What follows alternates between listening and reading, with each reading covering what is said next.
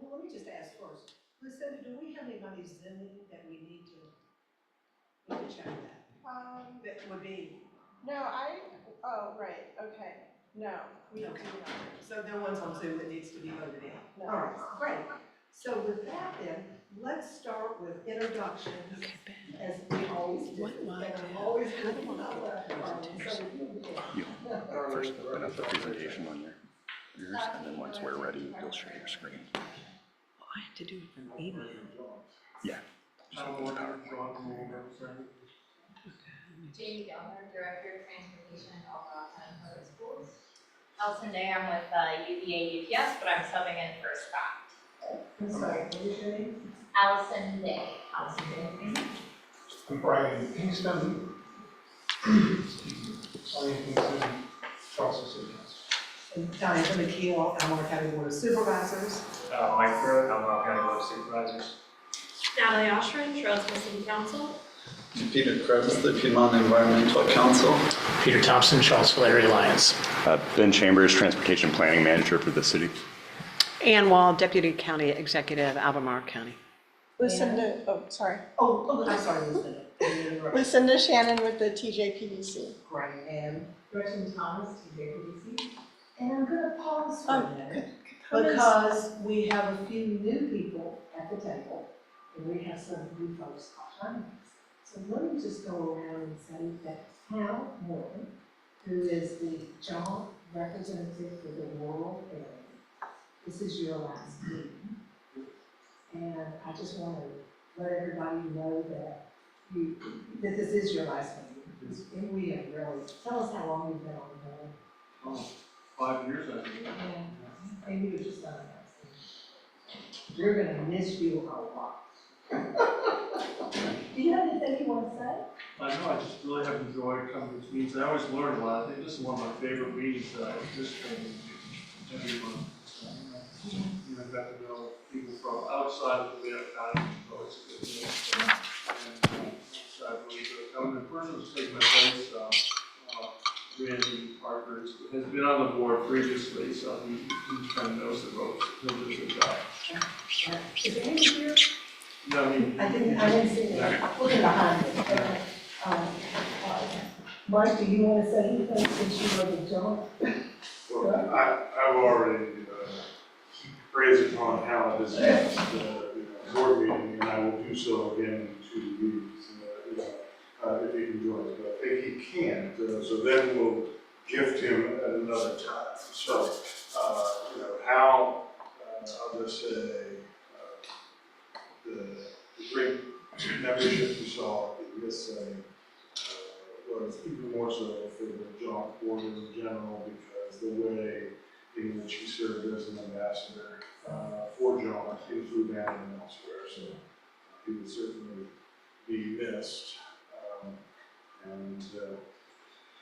We will obviously have a full representation. We had a little bit of a wires crossed here today. I know that we'd be saying goodbye to Lucas Ames as well, who's really done a great job serving this community.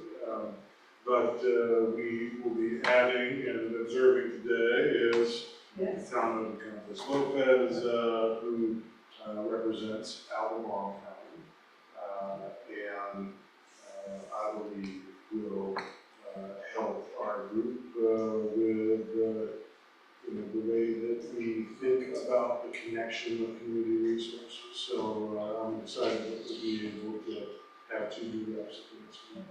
And Lucas could not come today. That is correct, yes. He was being a grandfather, or, no, a father. He's going to turn that man into a grandfather. A father, that's right. He is caught up in the camp transportation shuffle, as I understand it. That's right. Yeah. I was speaking from my viewpoint as a grandmother, and he's much older than I. So, and I just want to give Satana a welcome as well. And your official meeting beginning in next month in July. But welcome, we're glad you're here. And then I'm going around. Jamie, would you like to introduce yourself, because you are your face at the table? Sure. My name is Jamie Gellner. I'm the Director of Transportation for Albemarle County Public Schools. Prior to that, I worked in the Strategic Planning Office, and I was the Director of Special Projects. Prior to that, I was the Assistant Director of Transportation, so I'm coming back to the department after about 7 years. And I also worked in Fairfax County Public Schools in their transportation. So that's kind of my background. I'm excited to be back with a larger team. Strategic planning is really fun, but it was a little bit lonely. So we've got a great crew over in the public schools. That's great, well, welcome aboard. Thanks.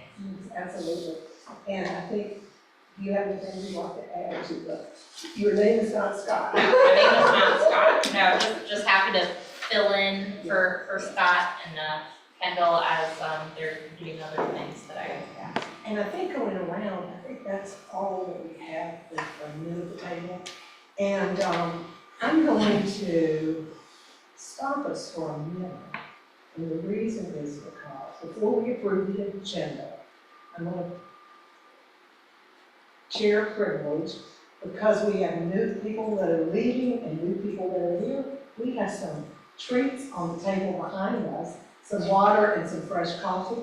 And let's just take a break, go over, help yourself, come back, and it's okay if you eat while we have a, I'm just saying, because if we wait till the end, everybody rushes out. So let's do it now, if that's okay with everybody, and we'll take 5 minutes, help yourselves. And the coffee is decaf. Okay. All right, look out,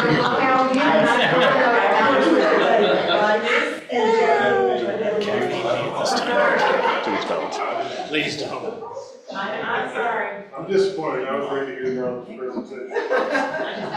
Do I need to, I am listed, I'm listed up there. I don't need to do anything. I don't know why I'm. I had to leave before the actual Because board, the right? only way It's that fine. you have to be up there to share you your did it. presentation, to Would share your. Is it better if we just do it from up here? It should matter. It's actually better if you do it from here, because sometimes when we do it from there, it doesn't Switch show location. the audience. Okay, so I'll just leave it alone and, Yeah. okay. But yeah, And then I'm ready to go, so.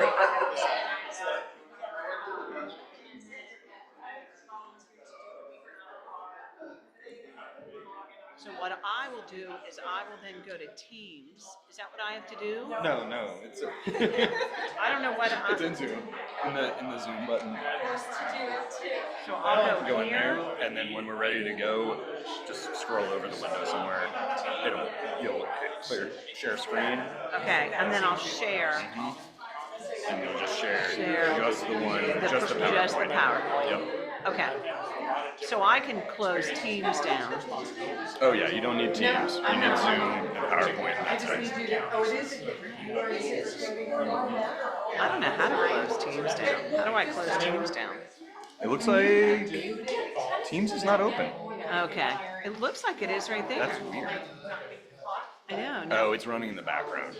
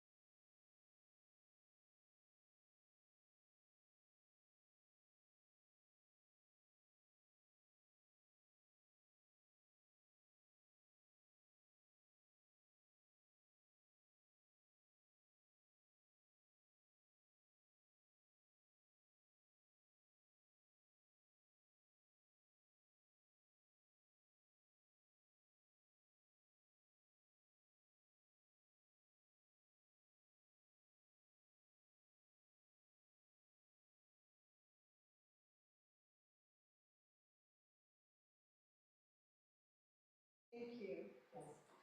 I muted it during the Yeah, talking, sure. so I didn't. That's fine. Thank you, Leslie. That's great. And I set everybody up to be talking and eating at the same time, so I apologize for that. But with that, Garland, you have the first agenda item, the CAP fiscal year 2025 Yeah, budget. I guess the question is, they didn't hear you ask about whether they wanted to talk. Oh, I think I only see two people. So Is there now- anybody else on there besides? Is anybody that wanted to? Deborah and Alex are in the Who is, let me see, I'm trying to see. Oh, there you go, Deborah and. Alex. Alex Ecofilm Oh, gotcha. from City. Yeah, so if anybody online would like to make a public comment, use the raise your hand section now. Do you want me to do this for you? Okay, let me Don't see anybody's hand up. Correct. Yeah. All right, so with that, Garland from CAP is going to present the CAP 2025 budget. We all thought we had the budget done, Garland. That's fine. She's We don't giving you one. Let's Yeah. do both. Oh. Piece of paper. Do you have? If you need that, There, just- then I can just. Yeah, that's, thank you. I've seen some of these numbers already. I've seen some of these.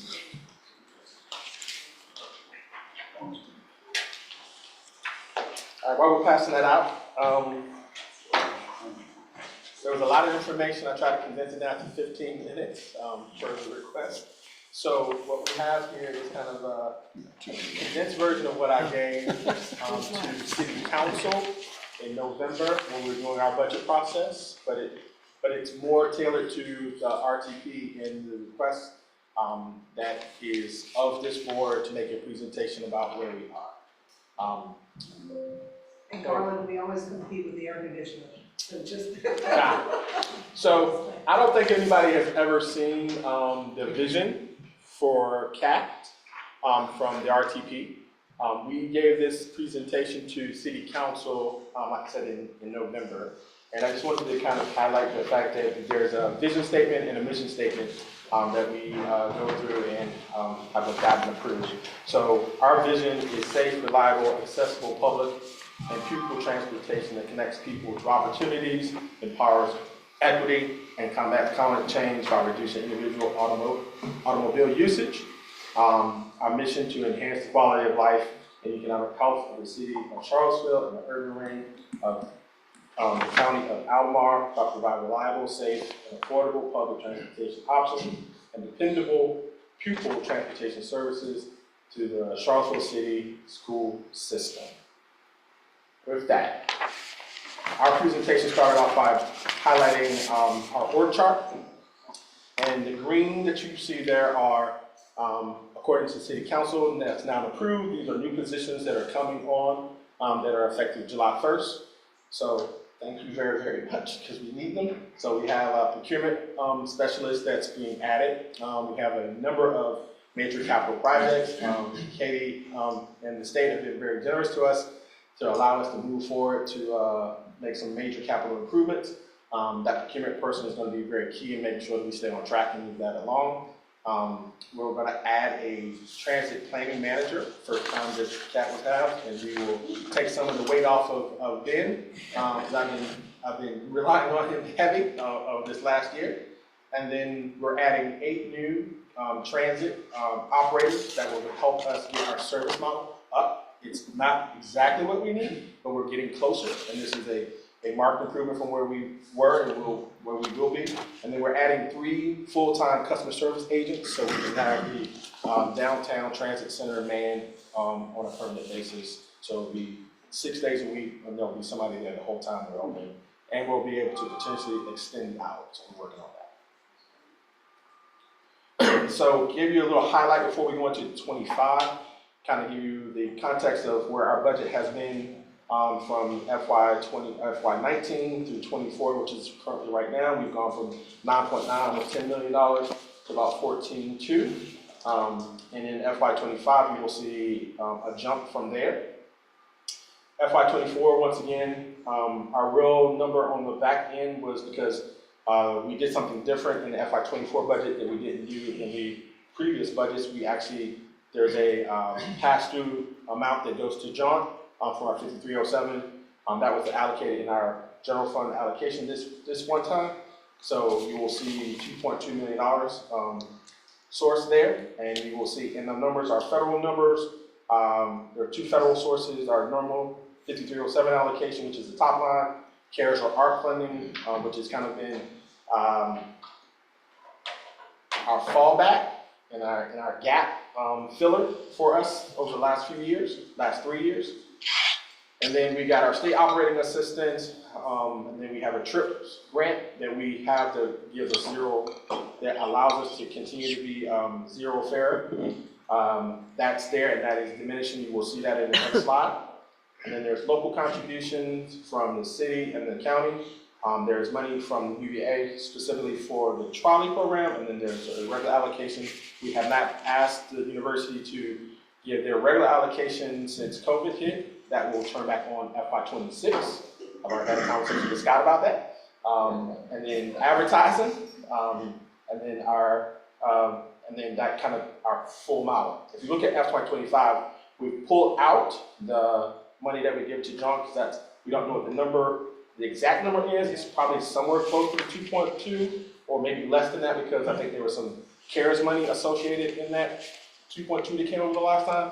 We need to figure out what that exact number is. So what we show right now is our federal allocation that we're going to be using is like $4.6 million from our 5307.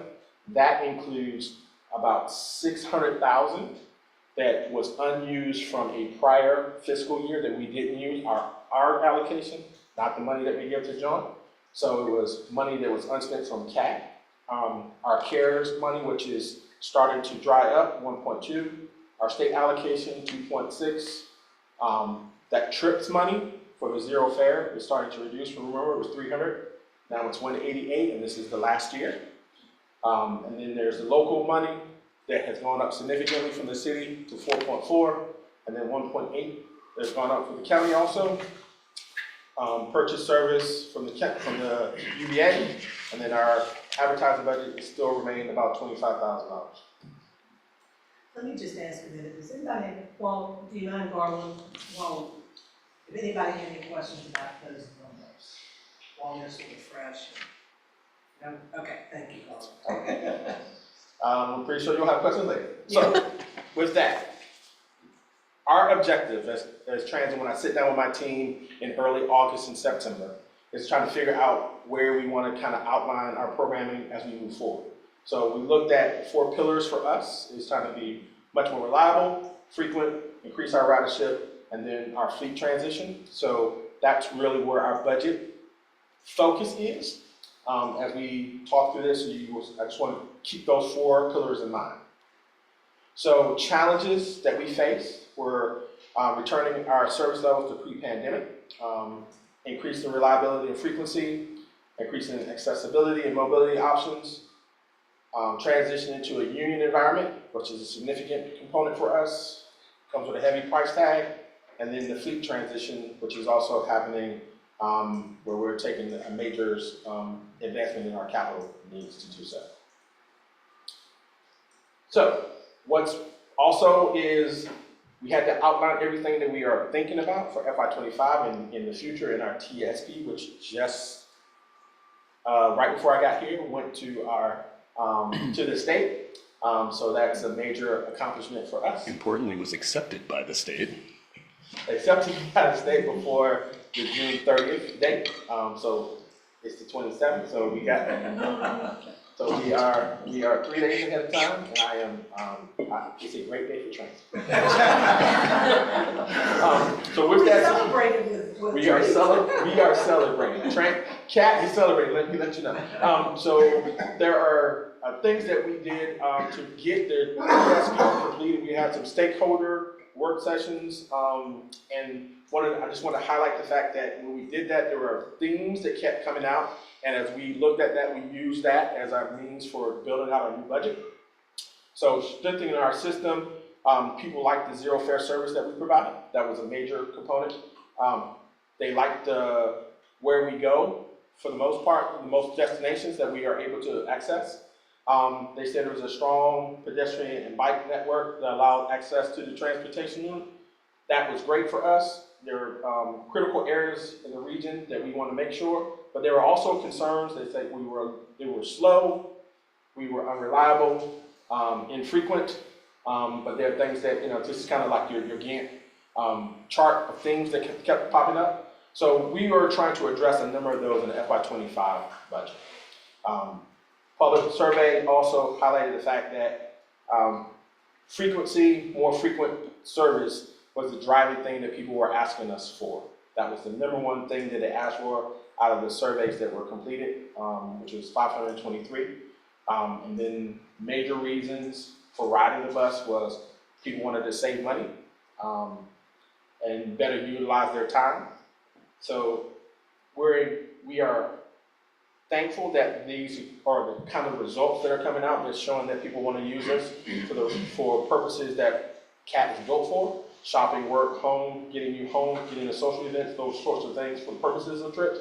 Those are ideally what transportation is supposed to be about. So things that they didn't like, though, it took us too long, not as frequent enough, doesn't go where I need sometimes. I live too far away from a stop. So those things that we're working on is fresh on our mind, and we're going to try to make significant changes in the future. Snapshot before we get into the real nitty-gritty of the numbers. FY25, it's $15 million, $15.1 million. That's and then that's without, like we added the last time, the $2.2 million that we as a pass through the JAUNT. So if we added that, it's a $17 million budget. That's a significant increase from where we were. It needed to be, because transit needed more resources to make us more frequent and reliable. So we are on our way to doing that. What we need to, what I'm really focusing on is there's a transit side of the house, and then there's a microcap component that we're working with the county. That's a separate budget, so that's $1.9 million that's in the budget for FY. That's our working number for FY25. It's FY24's number is 1.8. It's about a $100,000 increase is what the numbers drive out to be based on the contract we have with VIA. Where we are right now is that with the additional resources, the additional positions, we go to 106 authorized positions, 66 full-time positions, 10 relief positions, 8 full-time mechanics, and we're looking to increase that number because as we increase the number of vehicles, we'll need more mechanics to make sure we're reliable. We have 40 buses. We are increasing that number by 5.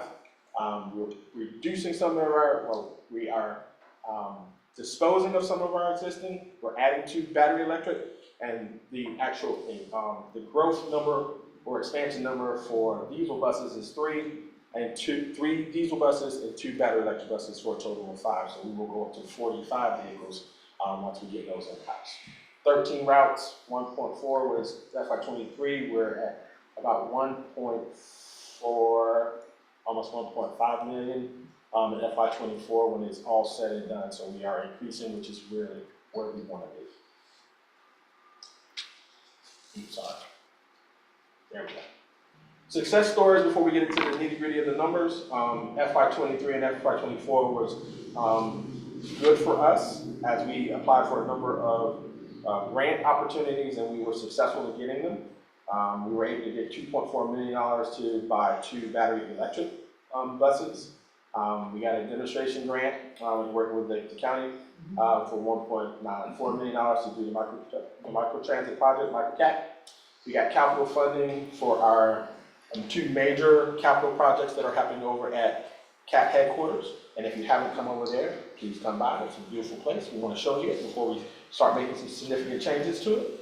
But that allows us to do the NEPA and the 30% design. And then we have specifically on the house $324,000 to allow us to do some bus stop improvements. It is remarkable how long it's taken us to get through the all the workings from the city, the county, and the state to get some bus stops and some shelters in the ground, but we're plowing ahead as fast as we possibly can. We have identified 12 in the city and 11 in the county. Was that out? Yeah, 12. 13 in the city. 13 in the city and 11 in the county. Mm-hmm. So those are that should almost exhaust the 324,000 that we will need to make the project happen. And that's the questions, that was kind of the highlight, but what I provided to you was a handout, and I want to go through the handout really quickly. It has two sheets. The first part of the sheet basically gives you an overlook of our actual expenses and by category, and then it gives you an approved budget for FY25, and then a projected number for FY26. We had 27 on there, we took it off, and I told you why we took it off, because the numbers are rapidly changing, and we don't know what the numbers are because we are still working with our consultant about adding service. And until we can figure out what that number looks like, I didn't want to give you a number and then be stuck there, but we have, this is apples to apples, 25 to 26, and we did nothing else, just based on the contract from the union, we were going to be basically $1.9 million difference. The full implementation of a full year of the contract. So that is the difference that you're seeing. If you turn it over, how we allocate the funds, we spell it out so everybody can see. We give this number to the city, we give this number to the county, we work through this with the budget officers for both. This is a way that we show how we allocate the funds. When the money comes in, what it's used for, and based on our model that is agreed on, it is an hourly model. And you will see that the number of hours were projected by route, and then the total cost for that. That is the yellow line, it says projected cost, projected scheduled cost. That is the total comes up to $15.1 million. And you can look at the top section is the city, the bottom section is the county. This has additional changes that we are contemplating doing in FY25, which we're splitting into 2A. So we will have one leg that goes to 5th Street Station, the second leg, B will go to PVCC. So that is accounted for in our numbers. We are also doing some modifications to the 3. We're going to turn up the frequency on the 6. If you look at last year's model, the amount of hours that we were expending for the 6 was only 3,500 hours. We have doubled that because we're going to make it a 30-minute model. So that's 7,000. That doesn't affect the county whatsoever. Then in the county side of the house, you will see the increases associated with the 2A and the 2B, which is directly linking the jail, 5th Street. I think that's what you wanted to know. And this is kind of spells out. If you look at beyond that, it tells you projected federal allocation, how we expend our federal dollars to match the numbers. So you can see on each route how we put federal dollars to make the numbers whole. So for the example on 1, go to the city. It's going to cost us about $400,000 to make the 1 operate in the city's portion. There's $121,000 from federal sources that we allocate to the 1. And then there are state dollars that come in. We allocate about $73,000 from the state. The jurisdiction, which is the city, the money that they give us, we allocate $182,000 of that pot. And then there's money that we're using from the CARES and ARP funds to close a hole. That's about $23,000, almost $24,000. And then there's advertising, out of the $25,000 advertising, we put in $613, almost $654, and that gives up to a total of $452,775, which matches the exact cost to the revenue. And we do that for every single route, whether it's city or county, so everyone can see how your money comes in, what it costs for each one of these routes per jurisdiction. Any questions? Lots of information. Open it up.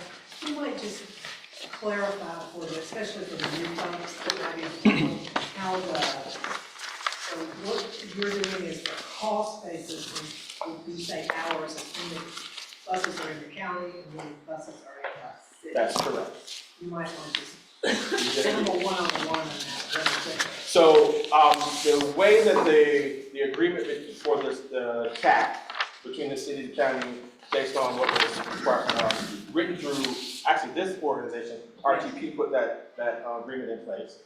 is that our cost-based model is hourly. It's not by miles. So we have to figure out behind the scenes, our planning efforts say, this is the amount of service that we want to run. We run schedules. Based on the schedules, we can produce a number, an hourly total. We look at how much of the hours is in the city versus the county, based on where the route is on a daily basis. When we do that split, then you can see how many hours for the total route is in the city versus the county, and then we start the allocation based on the amount of revenue that comes in from all of the sources. That's the way we operate. Is there anything that, for the guidelines on how you allocate the federal and state assistance, do you decide internally how much is going to what, or are there rules that are placed upon you to determine how much? No, we decide. We decide. We have the ability to do that. It's based on the amount of service that is city versus county, so percentages. So right now there's a split of about, I think 35 to 36% of our total system is in the county versus the city. I used to have that number on there, so that's what I was looking for. So the split is not there. It's like 36% county versus the city. And then based on those numbers, we try to allocate in those buckets based on that percentage. Like if it's 36%, 36% of the total bucket of the federal number, we try to allocate to the county versus the city. Thanks. Other questions? What we do have though, I want to make sure you understand, but I know your question. In the 6, we added a bunch of hours, but we also have allocated money for the 11 to get to the center. That is in our numbers. We are working through that. We have our consultant who guarantees me they're going to have our schedules done by September, which means in September, we will be able to post those, and September, early October at the latest, we will actually be putting service to the center, because you will see an ordinance come to the city council authorizing us to be on your property, and then we can actually start running. So that is coming. It's been a long time. With the additional resources that they granted us, it was the right opportunity, allowing us to make those changes. Ken, did you have a question? I do. So if we're putting the costs on the city and the county based on the per hour basis, I'm curious why, if we're looking at the average subsidy per hour, the city is paying 25% more for every hour of service that we're getting. Say that one more time. I'm looking up here at the top of the second sheet where it says city operating assistance and county operating assistance and the average subsidy per hour. And I'm not understanding why, if we're putting it out on a per hour basis and determining what the cost is to the city and the county, why that per hour cost would be different for the city versus the county. Are you looking at the very top one? Yes, I'm looking at the average subsidy per hour for each of those, and they're a little bit different. So I'm curious what causes that. I think this is the amount, and Barry and I had this conversation earlier. I think it's the sheer amount of the volume of service that is being provided. And then what we try to do this time is different than the last one, is because we try to buttress the effect of the union contract on the county just for this year. Gotcha. Okay, that makes sense. That's where that makes is. a difference. It will not be that way in 26, because we were so late in getting the contract done. The county had already seen the number. They had been so far in the model. We were authorized by Sam to say, we're going to take that hit this year, and everybody will have to put it back all in the pot in FY20. And we thank you for that. Yeah, I appreciate But the if you look at the clarification. number, glad you brought that up. If you look at the CARES number, even though the county is only 36%, they're getting more of the CARES number than the city. The county is being allocated $714,000, where the city is only being allocated $582,000. And that is why that number is driving, because we were trying to make sure We're covering it there. just for this year. Gotcha. Yeah. Okay, thank you for the So we clarification. need to be prepared for next year. Yes, you've seen it for the last 4 years, so. You know what's coming. There's nothing, new under the sun other than the fact that we knew that number was going away. 26, it does go away, it's only like $276,000 of CARES money left. We gotta make up the difference from somewhere. Other questions? Anybody else? Oh, there you go, yes. Back on page 1, I'm looking at the overall costs, and the maintenance throughout the whole time, maintenance service was down, is climbing at a very high rate, like way higher than any of the other categories. It does look like it's managed to level off between 25 and 26, but I'm wondering, sort of, number one, what's going on with that, then how that is could be affected by restoring service and also adding like different categories of buses. What are your sort of thoughts going forward? Let's start with different category of buses. It's not gonna affect the cost whatsoever. It's the driver it's the driving factor. Okay. So whether I put a small bus or a big bus, they're all getting paid the same. Now I'm talking maintenance though. Maintenance, we have a generous state allocation model, so the maintenance on the vehicles is pretty much the same. We're gonna be able to dip into that bucket to maintain each one of the vehicles. So why is the number dropping up? All right, so 2 years ago, there was this race to the top for drivers, and we kept increasing the costs, whether we did it, county did it, Albemarle for the schools, or JAUNT did it, UTS did it. Everybody's trying to make sure that they keep their drivers because CDL drivers are at a premium.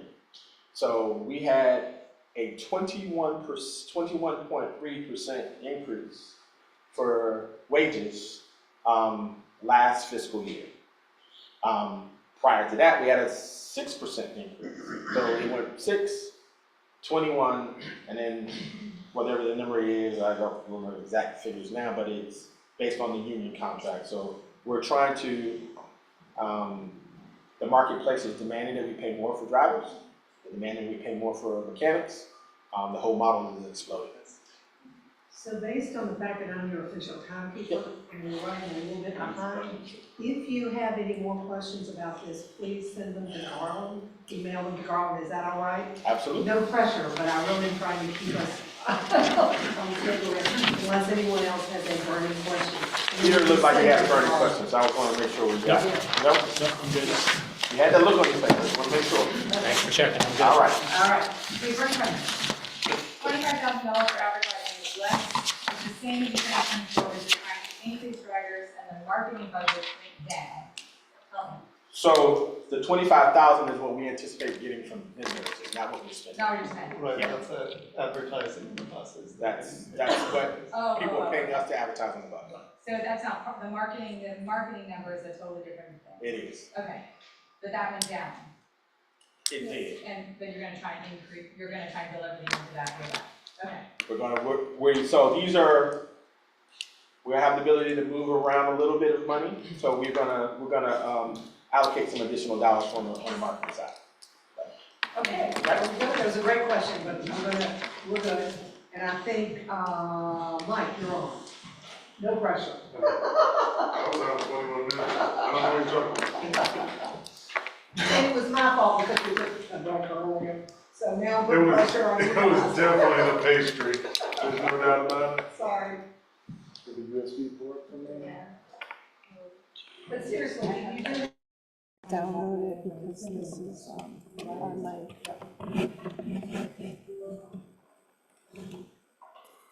If you can copy it. Copy it. Okay. Well. And paste it. Oh, you want to actually Yeah, just because I have to. pay, take where do you care of want this. to, drag it to wherever you want to take it to? I'm perfectly happy for you to do so. You want to.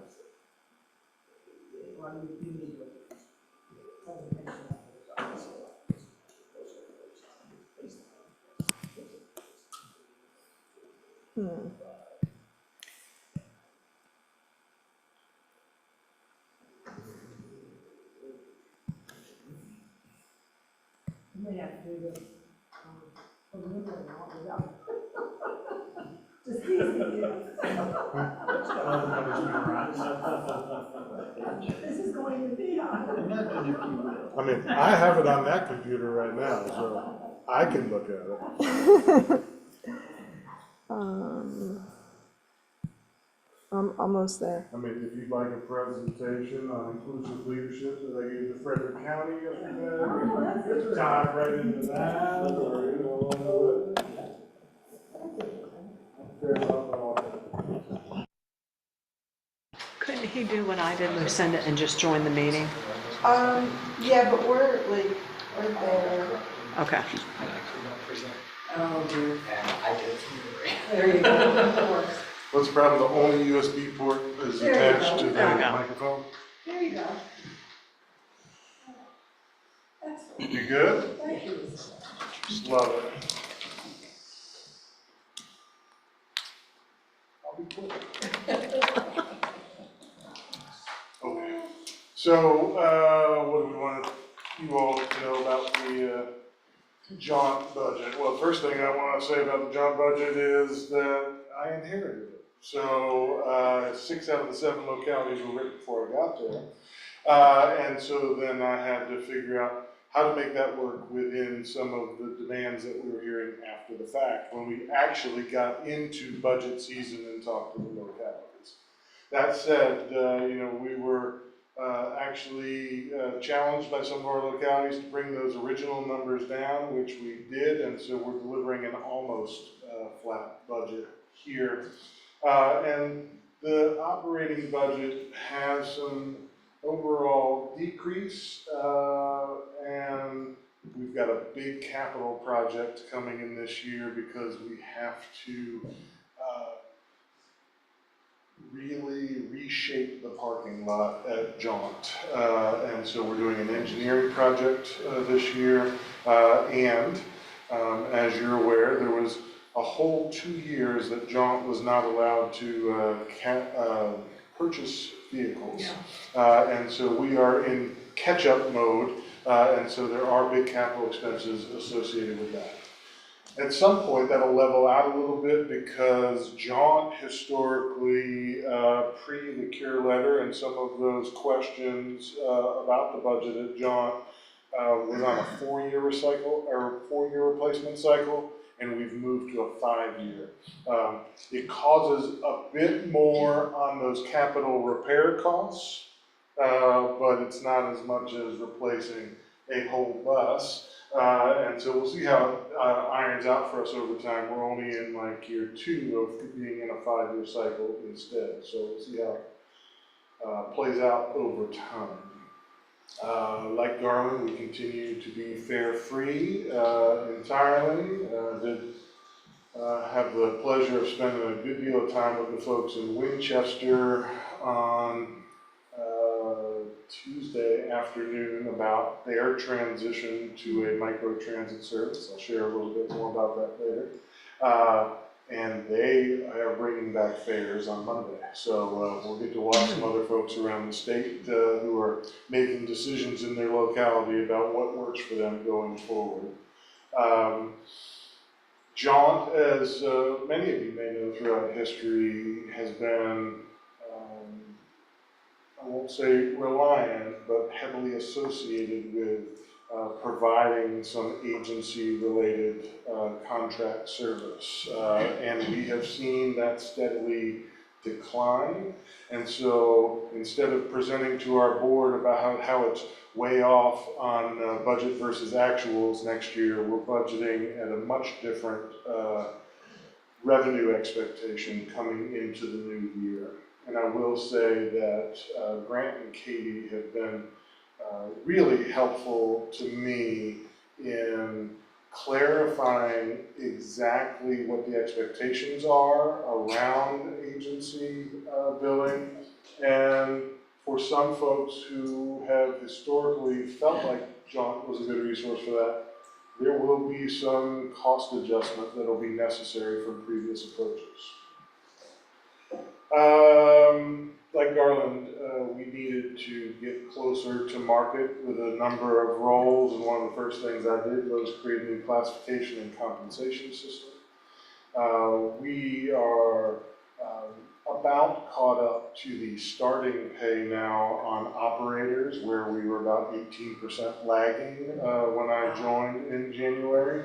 However, the rate of escalation that's called for in the union contract we can't match, and so we'll fall behind naturally again. Our scales about top end are roughly aligned, it's just that folks will get there a whole lot faster in the CAT system. It's still kind of amazing to me from the day you order a bus to when it's on your lot, how long it takes. But it's a real thing and it is a factor. Some of the other supply chain issues have loosened up for us. We've actually been able to get a lot of items in the IT realm over the last year that have been very helpful. Can I ask you a quick question Yeah, about that? absolutely. Is that worse, that length of time worse now, or has it always just been a long process? My understanding is it's worse, but I'll let Garland, as somebody who's historically been with this longer than I have, say. So it got worse during the pandemic. Sure. It started to shake loose, but it's always been about 18 to 24 months before we stood up. Because they're not, so they're making them to spec. So there's only 3 or 4 authorized manufacturers that we can buy from based on, you got to buy off the state contract. So that, meaning those are the only ones that we can actually send an order to, and they're taking hundreds of orders for everybody all around the, overseas and here. So they're not just an American product. There's the other buses that's from Canada, and Mexico, and then they're all. But parts and equipment has recovered since the pandemic. Mostly. Mostly. We There still are have, some things that, yeah, we yes, still we have. had a seatbelt snafu Yeah. recently where they're like, we can't get you that seatbelt, so, Yeah. Okay. Thank you. Sorry to interrupt. No worries. In order to smooth out the effect, and a lot of these, multi-jurisdictional organizations like JAUNT, Jail, Blue Ridge Detention, et cetera, do this, you've got these 5-year rolling averages. As it turns out, in next year, the 5-year rolling average won't cover the actual capital costs, and so there is an increase that is noted in this budget as a result. And we still don't have federal capital funding for urban services. The budget is, like Garland, at least in part crafted based on this notion about hours and also miles as well. This is just a visual representation of that. I know we're crunched for time, so I won't ask us to linger on the bars. Revenue. We do have some dollars like Garland available to continue to be free. Agency, as I said, is going down. One of the reasons that we're able to take the budget down a bit, but it also makes the revenue look reduced, is we did take in a lot of revenue in the year that we're in for all these state studies, many of which I'll report to you all about in the end of the summer and the fall, because we're bringing 3 to conclusion. Rural transportation needs had their last meeting today. Microtransit and battery electric vehicle implementation. One of the things the board requested is that we have managed our dollars and cash flow in such a way that some of the holdings are in an interest-bearing account, and since it generates 6 figures a year, we are adding that in as a revenue source so that it is anticipated. The expenses, the real highlights here that I would point out to you are when I looked at the budget, I saw some opportunities in the admin staff, and also it's true that we have about 87 drivers, but we don't actually have 87 times 2,080 hours worth of driving time. And so when we actually look at what that is in full-time equivalents, then we can actually set budget for 72. And so we're able to, although we gave large raises to our operators, still stay within the budget that we had from the prior year. And so that's that 15%, or the 15 driver decrease you see there. We are operating with a different overall structure that allowed us to reduce the amount of administration that had been previously planned, which is good. I think that overall, this is a pretty responsible budget. The other big highlight is I took a significant amount of money out of professional studies, or professional services for studies that were placeholders. If there was a study in place and we knew what the study was about, then I kept the money in there. But if we didn't know, just can't hold money for studies that are not yet imagined what the scope would be. So I don't have a fancy sheet that's 2 feet long, but what I can tell, yeah, I know, I'm envious is what it is, God. So the budget, what I would have you all know is this, it is essentially flat. You can see that the majority of our revenue comes from Albemarle County, followed then by the City of Charlottesville. Although we have some significant amount of revenue coming in from both Louisa and Greene, and that's reflected in the service patterns as well. And you can see here a different lens of this, in the jurisdictional breakouts, which even I can't read without leaning into this, but this reinforces the point I was making. So, when we look at the city and county combined, it is, a little more than 2/3 of the JAUNT budget. So, when we think about the capital side, there is no CARES funding around for us anymore. We did have increase in state revenue. Of course, we needed more local match in order to create this budget. Our capital reserve is a bit larger. We did talk with the board and the shareholders about carrying over the excess capital from the last year. And so that is going to prevent us from needing to ask for quite as many local dollars, which is good. There are some dollars and projects that did not get completed, or I know won't be completed by Sunday, that will carry over into the new year. And I've already talked with you about how that 5-year average drove the costs a bit.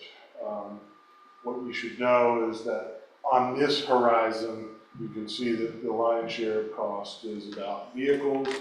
Not all of those vehicles are about the 1 year. Do understand that, right, I'm still taking delivery on vehicles from FY23, FY24, so, but all of that has to be captured. And that's it. And I can certainly answer questions, or you can reclaim the time. Yeah, and I'm looking at the time, no pressure, but does anybody have any questions or anything? I do kind of have one. You said that you don't get capital funds for the urban area. Can you explain why? Can Don explain why? I don't know. Yeah. I can say that as it has been explained to me, and I'm happy to have this conversation at length, and maybe not in this room, but that the thinking on the 53 and JAUNT is that while it's possible to allocate them for both capital and operations, that they have been considered operating dollars, and that when we look at the overall needs, that the city, will be asked for the capital dollars in the city allocation, in the local appropriation, rather than taking them out of, because here's the thing, 5307, the partners, particularly the city and county, they're gonna pay for both JAUNT and CAD, or whoever was doing paratransit, to pay for capital and operations either way.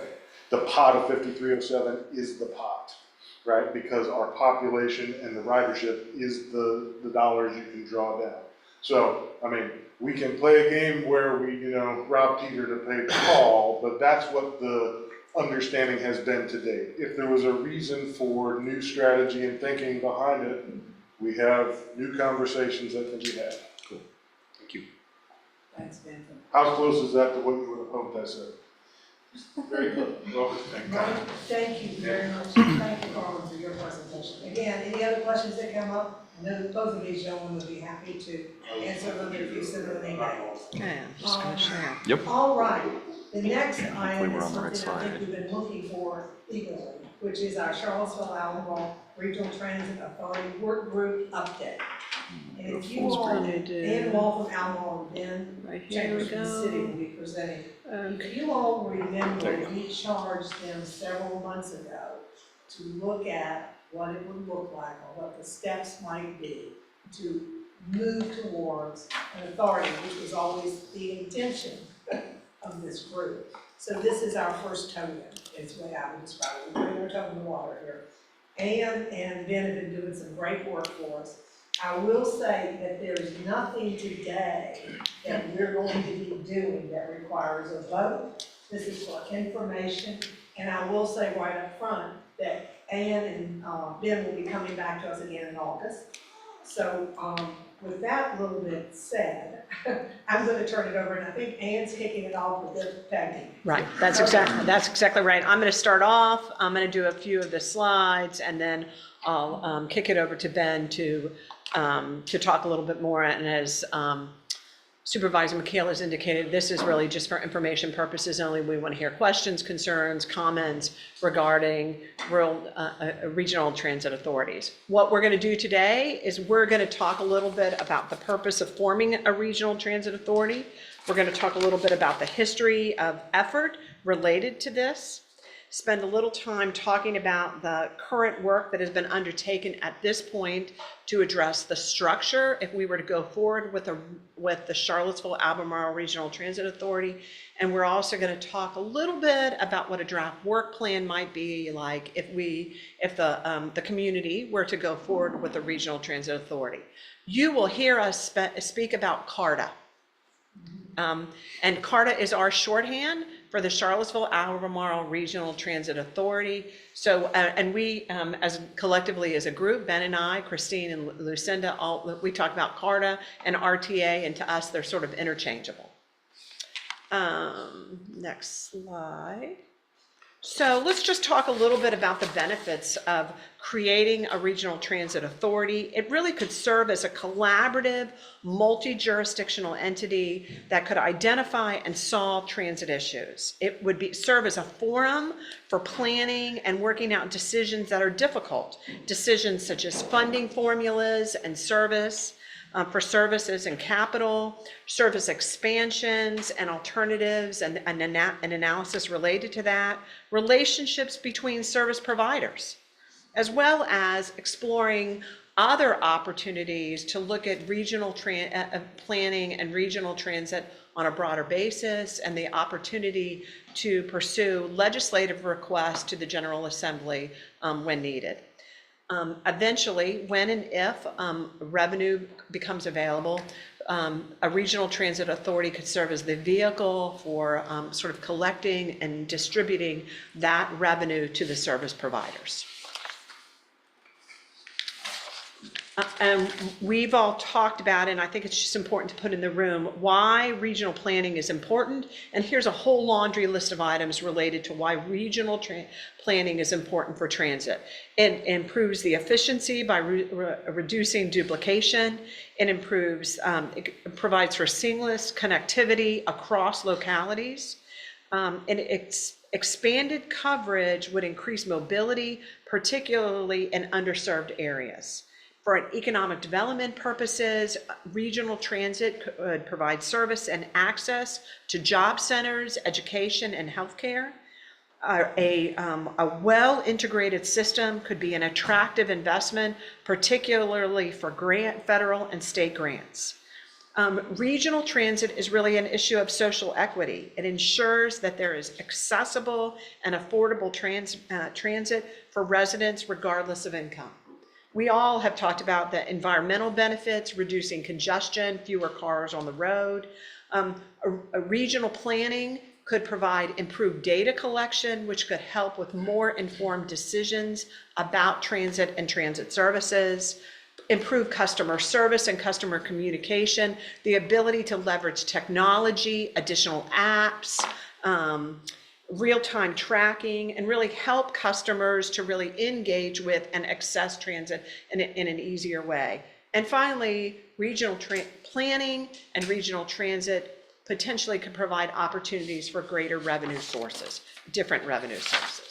So let's just also talk a little bit about the history and key efforts that have been sort of in the community related to this. Back in 2008, there was this, well before my time with the county, there was a study that was that explored a unified structure of governance for transit. And from that study, the General Assembly in 2009 approved the CARTA legislation. And that CARTA legislation, it really created the Charlottesville-Albemarle Regional, let me say this, it allowed for the creation of the Charlottesville-Albemarle Regional Transit Authority, and by membership of the City of Charlottesville and Albemarle County, and any surrounding county that might, or one of the four members, or the, I'm sorry, I'm getting all, the associated counties, the 4 counties that ring our area could participate if they so chose. And it was focused on regional planning and for those transit services, but it did not include, that original legislation still does not include today any opportunity for state authorized revenue generation. In 2016, again, there was a study done, the Regional Coordination Study, which looked at the same question about activating this CARTA legislation. And what was sort of settled upon was the creation of this body, the Regional Transit Partnership, and which was created in 2017. So then we come forward to 2022. This group, along with the TJPDC, pursued what would be considered the regional transit vision, which was a clear long-term vision for efficiency, equitable, and effective transit service in the region. But what that study also identified was a need to support it and to be able to fund this broad and ambitious goal for providing transit.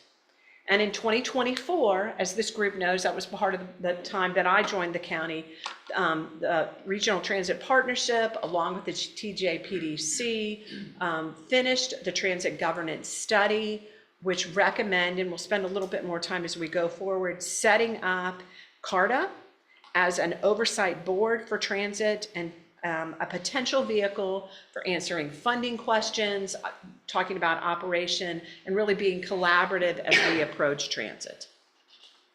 And let's spend just a few minutes talking about that Regional Transit Governance Study. I have a copy of it here with me.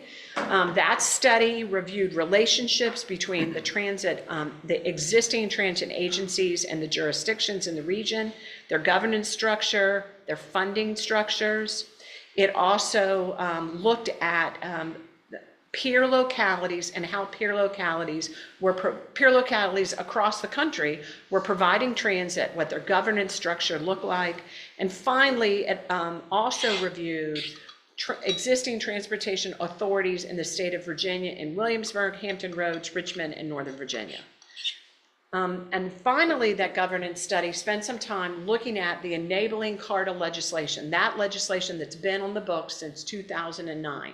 And that legislation, and Ben will speak at length about that in his part of the presentation, identified that Charlottesville and Albemarle and portions of the county would be the initial members, that the counties, the 4 surrounding counties could participate if desired.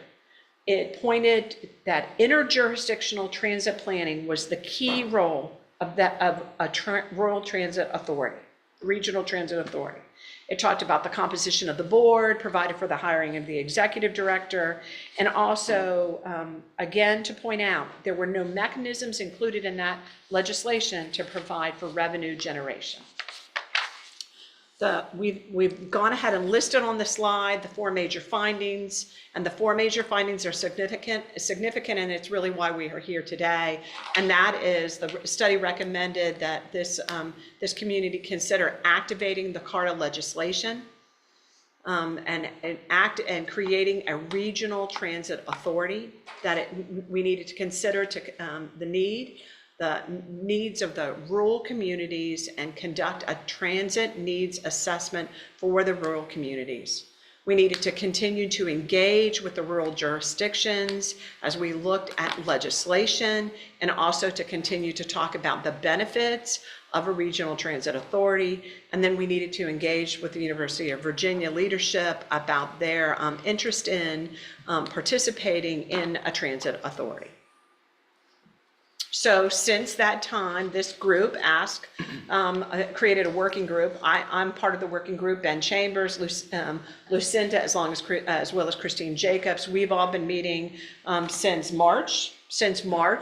And some of our work we've drafted bylaws. Ben will spend some time with you all talking about the bylaws. We've engaged with localities. We've visited with each of the 4 counties. We've talked with the staff. We visited with the University of Virginia. We are working to reach out to our transit partners to really understand what the transit needs are, to talk about alignment and coordination.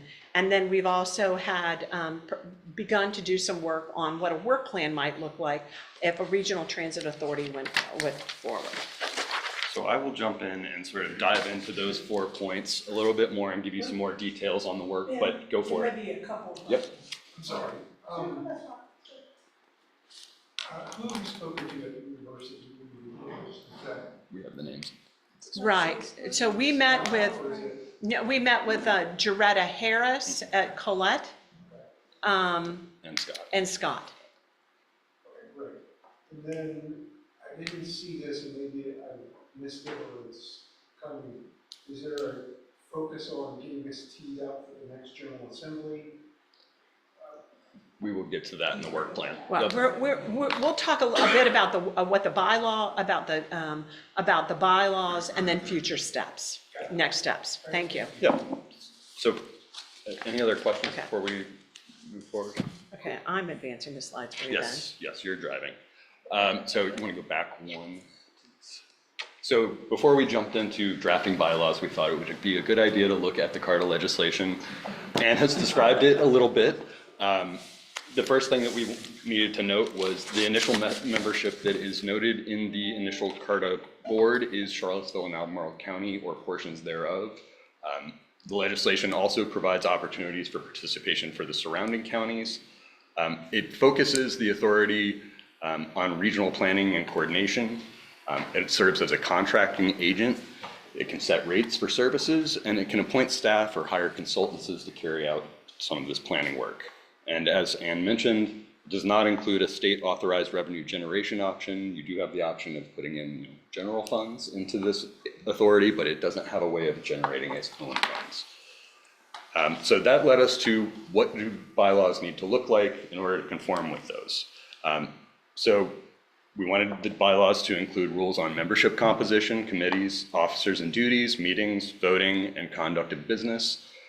Luckily, the legislation gave us a bit of a head start, telling us exactly how the composition of the board is supposed to work out initially. The board of directors needs to include 2 members of the Albemarle County Board of Supervisors, 2 members of Charlottesville City Council, and 1 member of the governing body of each jurisdiction that joins CARTA as a voting member. So right now, it would just be Charlottesville and Albemarle. It would be 2 supervisors and 2 counselors.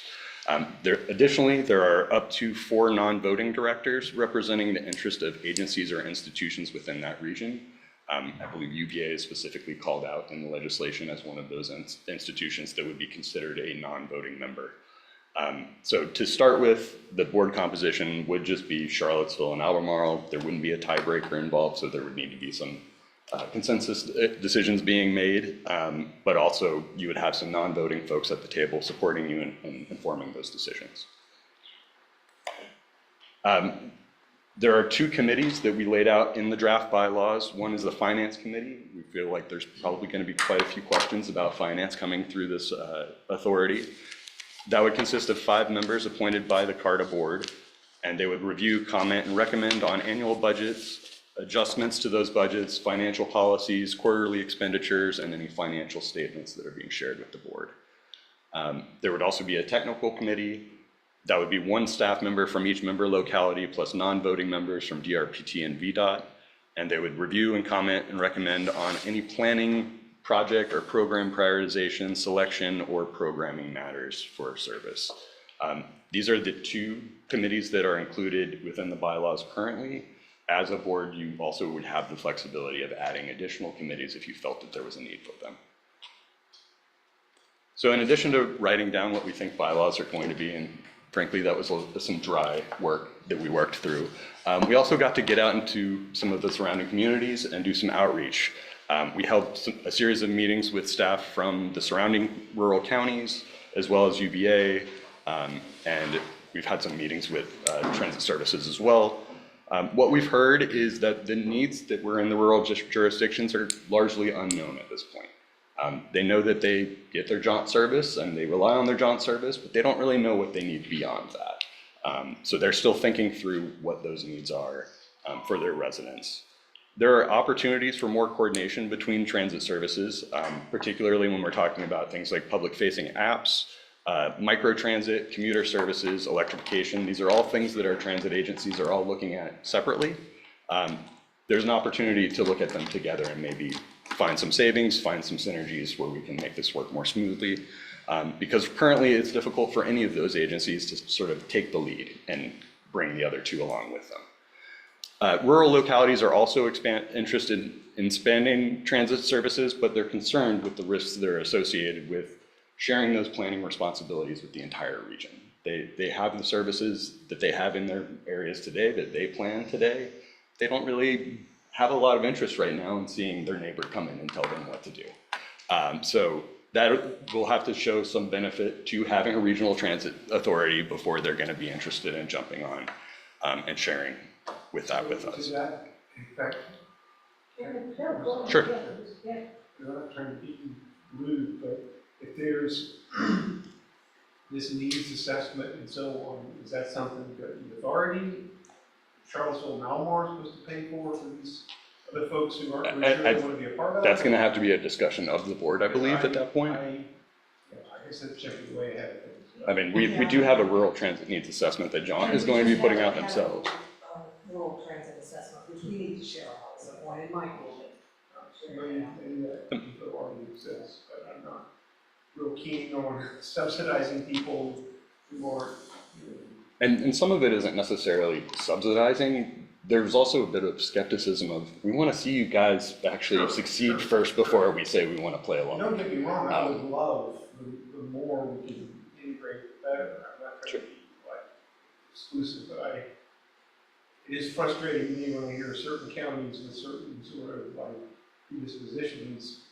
If they want to participate, we want them to participate, but there needs to be a willingness to invest on their part as well. Yeah, I think we heard some interest in transit expansion for some specific needs, like commuter needs, some tourism needs, but there was some uncertainty to the level of investment that was going to be needed. So there's still some opportunity out there. We don't want to close the door on this in any way, but that's sort of what we're hearing from them at this point. And just to share 2 things, the feedback that we got from the counties was not uniform across the 4 counties. Different feedback from different counties, some with a bit more interest than others. And I think that even the transit governance study, what it talked about is to continue to build rapport and communication with these adjacent counties so that they begin to understand the benefit of it, knowing that it might not happen overnight. Sure. And that was one of those important recommendations as part of that study. And that's the way this particular group that we have sitting around the table started. We started that way with folks not really recognizing what we were going to do. We were trying to prove that we could blame the same thing possibly. And we've proven that. And as we've gone along, for example, UVA is now a voting member, they used to be a voting member. So that's what we've been doing all along. And my anticipation is that some surrounding counties will be more eager, some will be less eager. But as we go along, I think, and other surrounding counties grow and they see their need and see what's happening, things won't change. I mean, And can I just Sure. clarify quickly, I don't want to keep these guys on track. Go for it. Yeah, the rural transit needs assessment was an outgrowth of the 2022 Yes. recommendation. And the final report was just delivered at 10 a.m. today. Yes. That's the only reason that people haven't seen. Right. And that's fair, and yes, and those of us that participated. Yes, and I know you received the draft, yes. But, Right. but my expectation is that that's gonna come back to this committee. For this, Already planned with So this. that's, will be great for everybody to see. And the good news is that the counties are very interested in that information. Yeah. That is very good news. And they participated in that, that effort, so, yeah. All right, so where are we going from here? So what is the draft work plan for CARTA?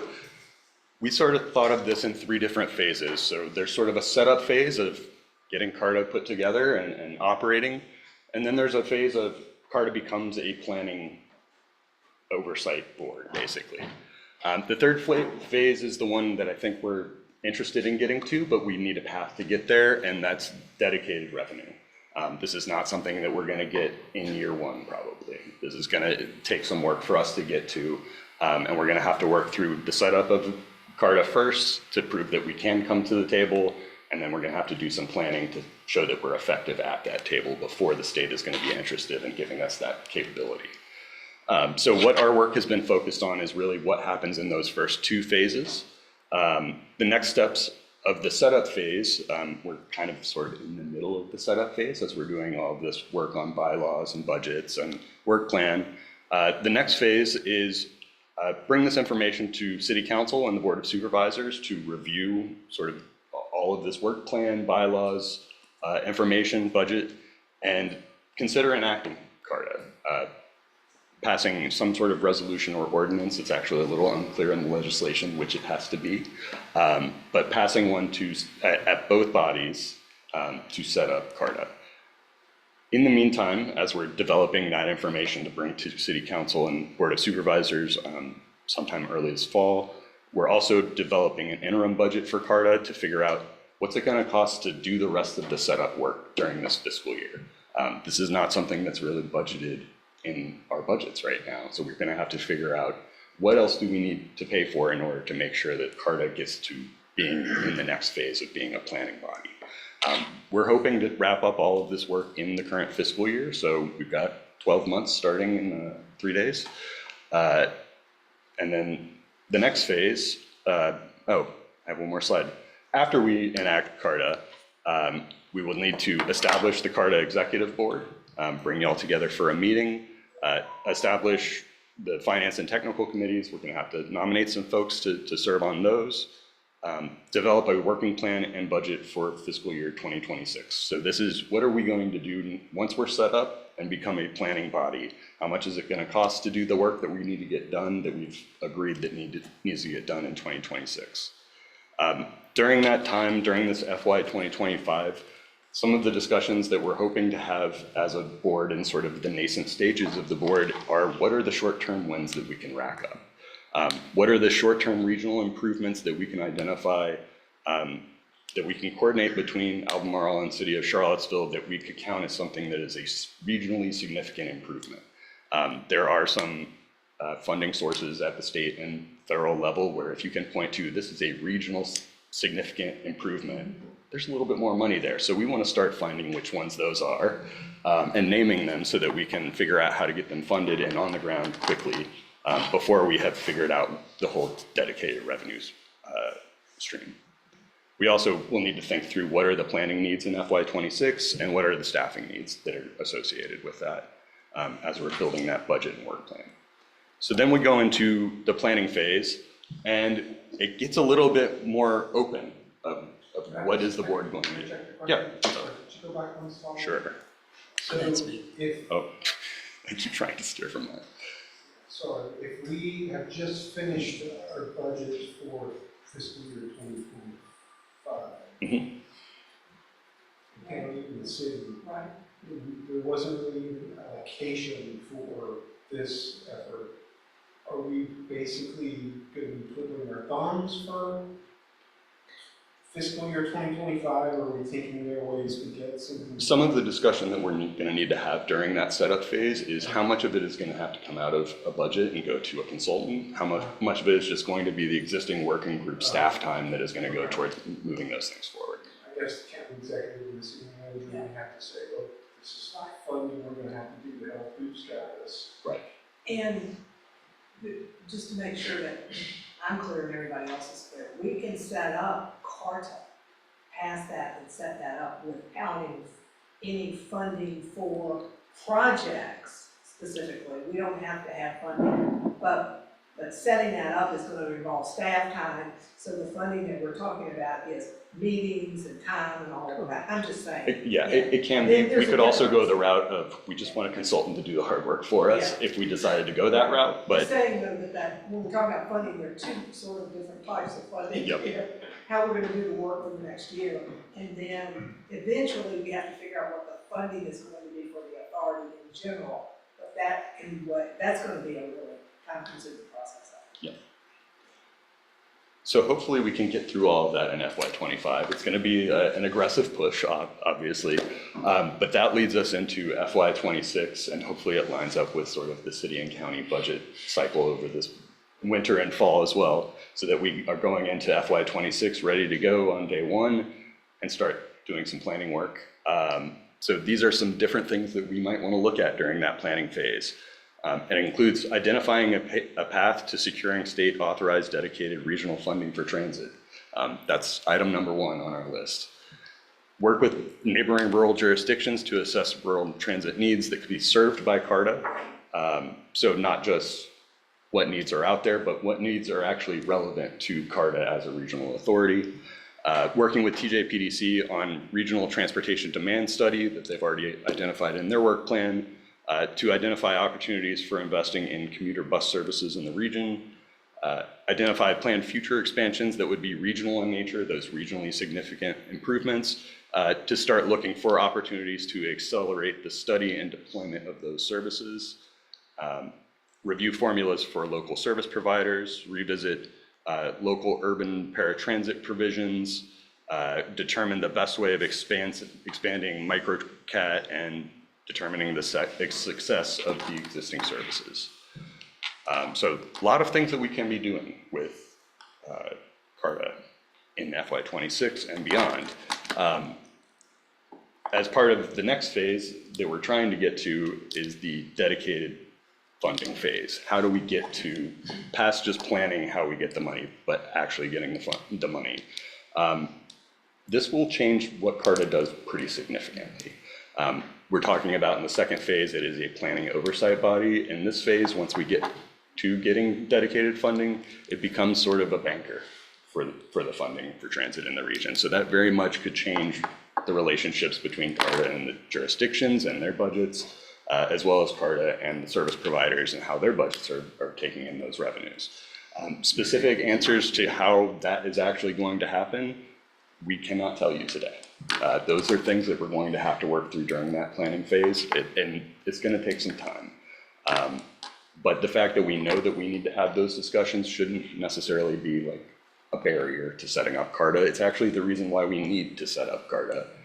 We have to set up a table for us to sit at and have those conversations before we can come to a conclusion to those conversations. So we should move through the first 2 phases and maybe worry about this piece on the back end. So the key takeaways that we'd like to leave you with, this has been a process that's been going on for a long time. We've been moving towards having a transit authority for quite some time. We've all identified a shared need for us to collaborate on planning so that we can get expanded and more efficient transit services. I think we all agree that that's why we're here today. CARTA can serve as that collaborative multi-jurisdictional body that can resolve questions about revenues and some questions about relationships between providers and jurisdictions. Rather than serve as a barrier, these questions are the reason why we need CARTA, so we can figure out what are the answers, and that will lead us to, potentially getting more revenue once we have those answers. Setting up CARTA is a key, it's a key tactic for us to maneuver into a position that allows us to ask for legislation that will allow us to get that dedicated revenue. And in getting that dedicated revenue is key to getting that transit vision plan fulfilled. So this is all connected to our planning efforts.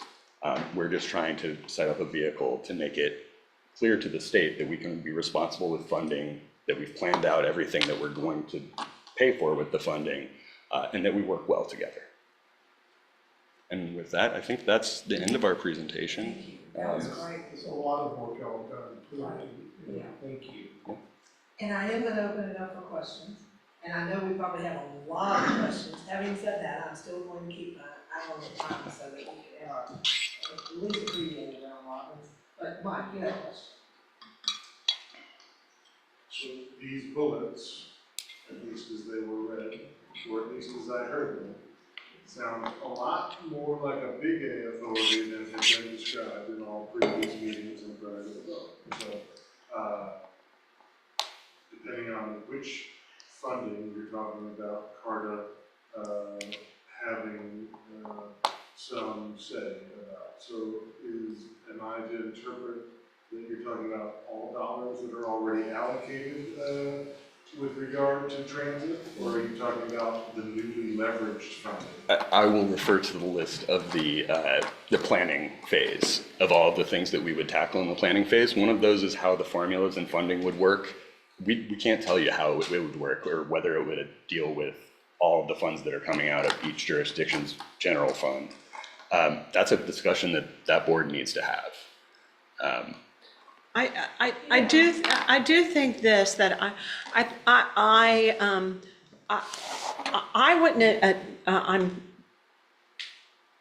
wouldn't take all these bullets to indicate that it was supposed to be a big A authority to take responsibility for all revenue. I don't think that was the intent or the goal going forward. I think Ben is correct that CARTA will evolve over time. How it starts is not how it will look at year 5. I think our intent, though, our intent is to use CARTA as a vehicle to pursue this transit vision plan, which will require additional revenue.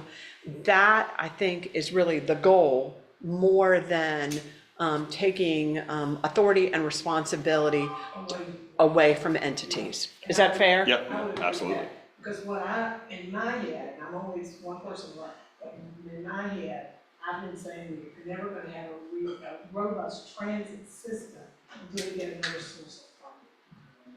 And so that doesn't mean that we're going to, the county and the city, or I can't say the city, but the county would have only funded transportation through this authority. We might very well, and I would imagine we would have funding in our budget.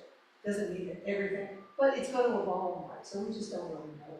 We're helping it all. I think it's more based on relationships. I believe it will evolve, there's no doubt about that, but I also believe that part of what took 7 years to get to where there was a vote to say, yes, this is what we're going forward with, was an understanding about what was being voted on. And so if it looks like that's shifting, even in kind of I'll call them the articles of incorporation, I'd like to think about that as one of the key partners. That's all. Yeah, and that's fair. I really understand. That's fair. I don't see it as shifting, but that's a little fair concern. We'll answer that. Yeah. And I see Ann making some notes, so that's a good thing. Any other comments or questions? Carl, I'm sorry. I have, This is a very wonky and probably too in the weeds question. But for the folks here who have been in the senior levels of local government management, can you help me understand what the kind of, this is creating a new government from scratch, a service authority, and that government will have the ability to issue debt They won't? I thought that was kind of the whole reason, one of the big reasons we like an authority. That's gonna do that. Not until we have a funding mechanism. Right now, there's no money mechanism built into the legislation. Yeah. But certainly for, not. Quasi-governmental, like creature statutes. To finish articulating the question I was going to ask, I don't know what kind of credit that entity comes into if we impute the credit of its like primary partners onto it or what, right? Like, I guess we'd have to go back to the generation of RWSA to kind of see what that even looks like. I'm like, are we actually creating something that has weaker leverage power than Hydro must have independently? That'd be interesting for me. I think we would need to go back to the enabling legislation that was passed in '09 that provided for the creation of CARTA. And as I scan it right now, I do not see anything about debt.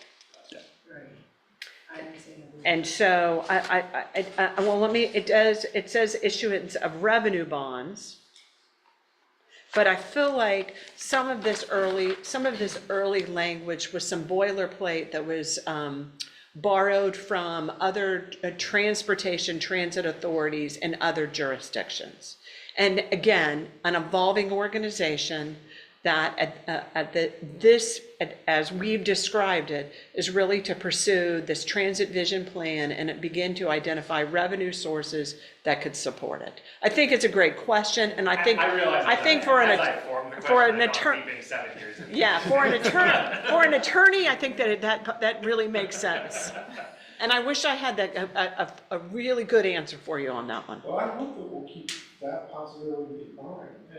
I don't, again, as you all do this work, the jail board that we're on, We take issue on our debt. own debt, yes. RWSA takes on debt, not that we want to get in debt, but part of what it takes to fund these large projects sometimes can involve that. And so, And one of the beauties of an authority is that the authority can take on debt without impacting the local CIP. I mean, you still have to pay for it. But yes, but I'm just saying that it's a separate entity. Doesn't pay against itself. our 10%. Exactly. So, but that's a long ways away. Right. And I do want to just make the comment that the bylaws and that we have in front of us are really modeled after what we have, the ability and what the General Assembly told us years ago. So that's why some of this seems a little different, but it's based on what we had permission from the General Assembly to do. Do you want to describe And I that will timeline? say that I think some of us, and you guys stop me because you all are the ones that have been down in the weeds on this, but some of us thought that we would be ready to go to the General Assembly and the upcoming General Assembly session and be asking for certain things. And after thinking about this and seeing this, I'm not sure we're gonna be ready at that point. Right.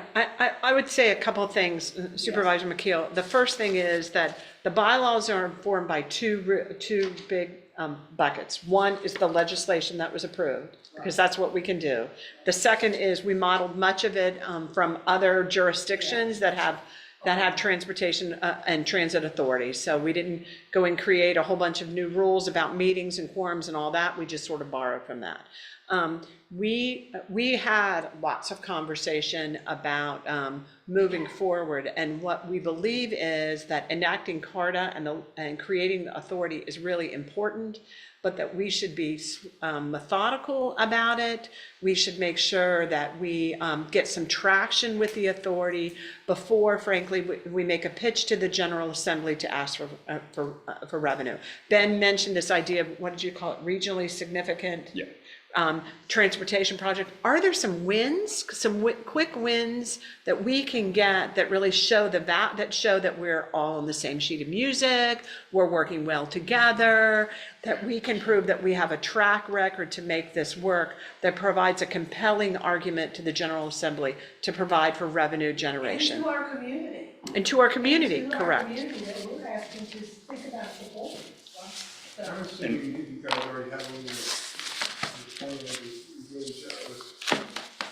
state senator, our delegates and so on. Yeah, that was actually going to be my response to Supervisor McKeel was that we may not be engaging them this winter on asking them for money, but we will be engaging them and saying, we're coming to you next year. We're working on, we gotta lay the groundwork and let them know the success that we're Yeah, we having. could be asking them over the next, during the winter or how, or whatever, to come and join us occasionally, or whatever we might need to do to build that support.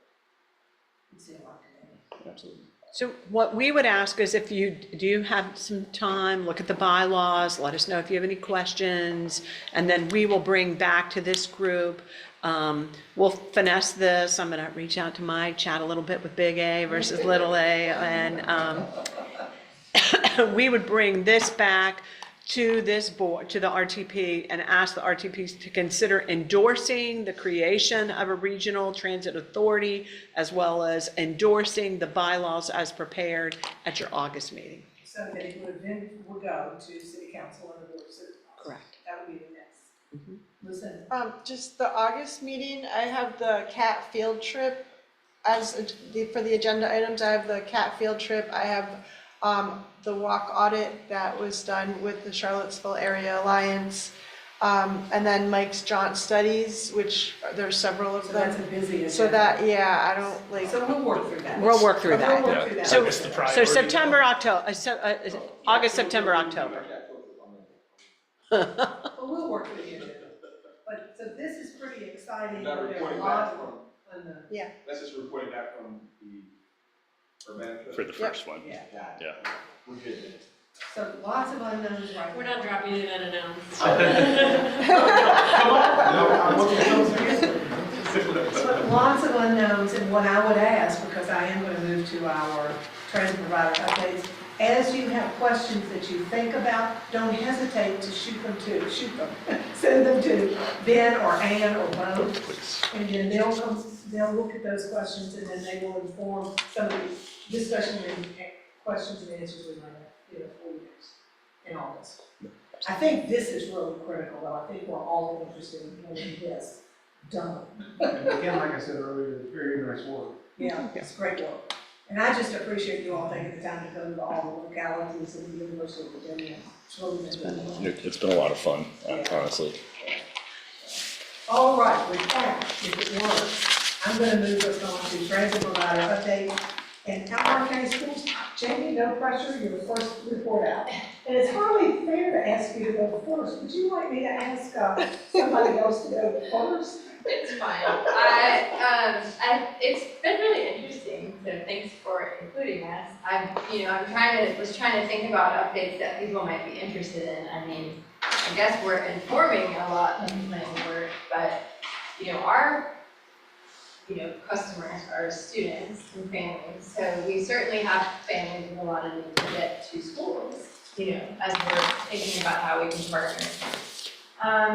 And one thing that's been expanding over the years that you may or may not be aware of is high school students are being allowed to have different career learning communities and attend at any of our large high schools. And so we've had pretty small numbers and have just been shuttling, but I can see that expanding over the years, and with kids staying at different schools, they'll have needs to get there earlier or come earlier or stay later, and they'll need to go across the whole county. So that's something I think that would be interesting to see how we could partner with that, because we'll struggle to support that internally.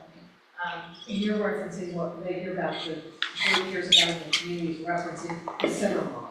The center model. Yes. Which you have centers in different schools throughout. Exactly. In high school. So, we're building a center right by Albemarle High School, but, the plan is that students may attend any of our large high schools, which are located all around the county.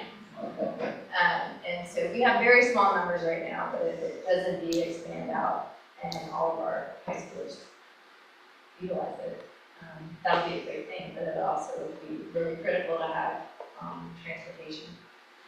One of the things that my fleet manager wanted me to share is just an update on our electric fleet. So we've had 4 electric school buses that we've had for about 20 months. Right now, we're not seeing too many cost savings, and I think we're still learning about how to utilize them. We're not running them as much as our diesel buses. But we did see 35.2 short tons of greenhouse gases avoided and 120.9 million pounds of NOx avoided, so, that's it. Great, thank you very much. Any questions for Jamie, anything she would report? Have you had feedback from the students on those electric buses? Not specifically, I mean, they're new and they're pretty and they have a few more bells and whistles, so people like them a lot. And that's a whole factor, in Yeah, addition to all the others. yeah, people do like that, they're less noisy, things like that. We've been utilizing that in some of our commercials to attract some drivers, see how that goes. And I keep saying to people, when I rode the electric bus, which are really just running in urban rings right now. That's great. But the driver of the electric bus said that she was convinced that her behavior was better on the electric bus. Really, was that teacher, do you remember? I don't remember the name, but she said that because it was quieter, No. like, and they're not screaming it. Not obnoxious. Well, she said, I've been driving buses for a long time, and she said the behavior on this electric bus is better. But that's anecdotal. I mean, it is. All right, totally- not factual. We'll see how it goes. All right. Scott. From the UTS, would you like to give us The an newbies get to go first, I guess. So a couple of updates from us. First off, and I'm not sure what Scott has shared most recently, but we have taken our overnight on-demand, essentially like a metro transit operation in-house. Our first fully operational day will be July 1, so Monday. We hired and trained 9 drivers and 2 dispatchers. So RMC is out for staffing for us, and it'll be fully operational with UVA employees. So essentially, kicking out our contractor. Another thing that we just recently settled on, I think Scott may have talked to Mike about our ABL contract with Transload. We went to RFP. As of in the last week or so, we did sign an agreement with Transload. So of course, we'll need to work with John to see how that relationship continues in the future. Other than that, we added a additional bus route this summer due to construction at the Fontaine Research Park, Purple Line. And as quickly as it went online, it'll probably go offline. It looks like construction is actually ahead of schedule. I know, isn't that so cool? But the university is in an interesting time right now where our parking inventory is kind of at an inflection point, and so transit needs are increasing because of that. So these kind of occurring needs in the moment are popping up for us, and so we kind of whack-a-mole a little bit with our transit resources. Any questions? I will make just a comment that I've heard recently, lots of discussion about parking for the medical center. The flow. Overflow. Yes. Yeah, that's what you're referencing, part of what you're referencing, Yes. actually. Yeah. All right, Carl, you're on. Cat and Charlottesville schools. All right, so cat side first, for the track, my presentation about the FY25 budget. I did not, I neglected to mention that if you look at FY26, that, that's the last year that we are, the region, Albemarle and Charlottesville have to pick up the cost for the, zero fares because of the winter grant. 27 would be the year we have to make a decision about whether to turn back on. So we are on the hook for one more year, 25 and 26, and then 27, there'll be a decision that will be made. And that's about $500,000 you can see from FY23 numbers, where that's the number we gave to the state. That was what we were planning to realize. All right. With that, all right, my other updates, we are going back to Champaign event for the second group, that's October 24th, 25th, 26th. Write those dates down somewhere. We fly out on the 24th, all the activities happen on the 25th, we fly back in on the 26th. It's a really informative trip. Champaign event, NTD is doing wonderful things out there. We made, we requested the presence of our state partners to come with us this time. DTA to come with us. We're making other requests for other partners to come out. It's a wonderful operation. We're going to try to incorporate that. That's a really good exciting example for us to get. What are the dates again? October 24th is the Thursday. The 25th is the Friday. And then we fly back on Saturday the 26th. And how set in stone are those dates? You're set in stone. Have fun. You're not gonna be able to go? Okay. Weddings on Friday and Saturday. Okay. But not the week before.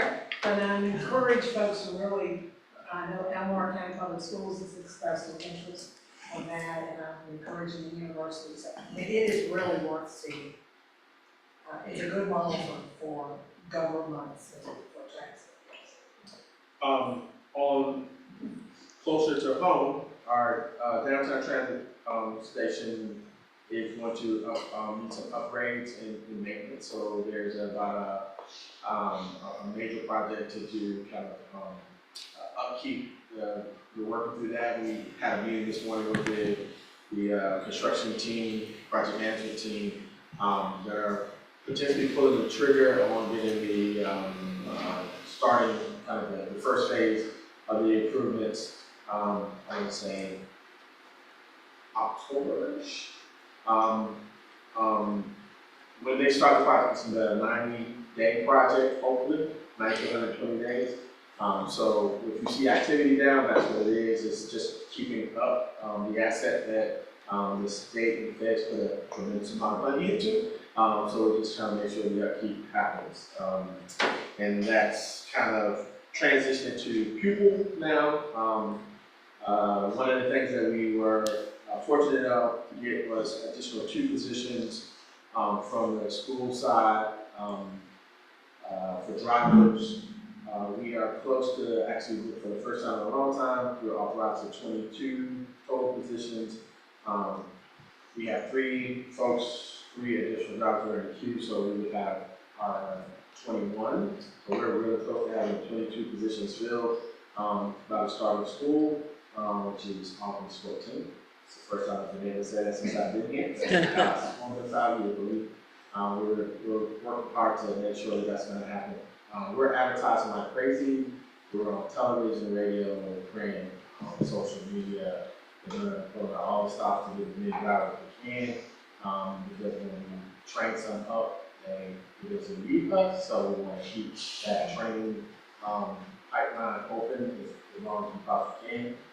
You can see they pop to us, Albemarle, yes.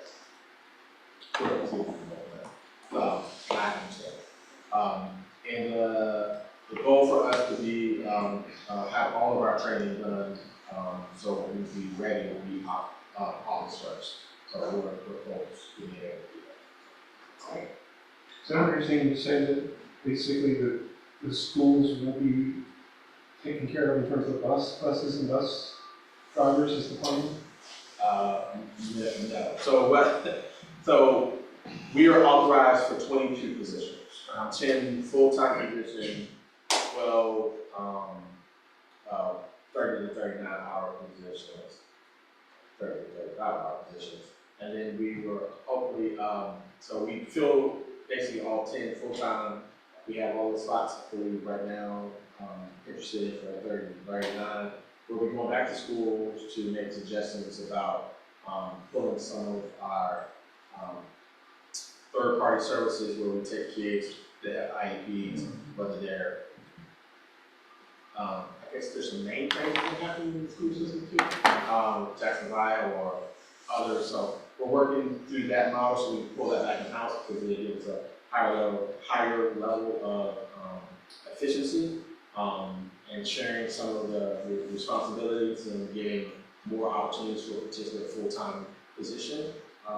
And that hopefully will make them all work better. But no, their schools, they talked about bringing it back out, but I haven't heard anything in a long time about it. I'm sorry, I'm not communicating well. That's not one of his questions. It sounds like we're gonna have alignment in terms of the needs of the schools and the bus transportation that we can provide in a way that we haven't had over the last few years. Yeah. Okay.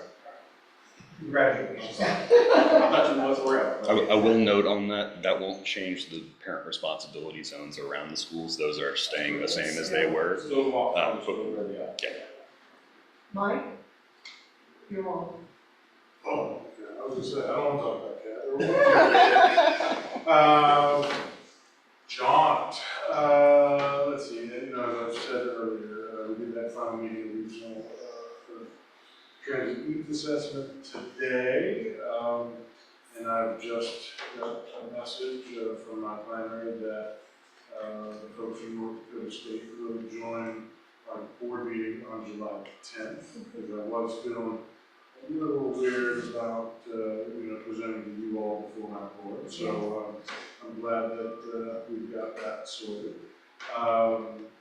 And you'll hear more about those recommendations soon. Battery electric vehicle is not wrapping up by July 1 like I might have hoped. There were some issues with the routing of the power, and I don't know why this turned into late breaking news, but I had to really clarify with the consultant that we really have the capacity to grow the size of our fleet.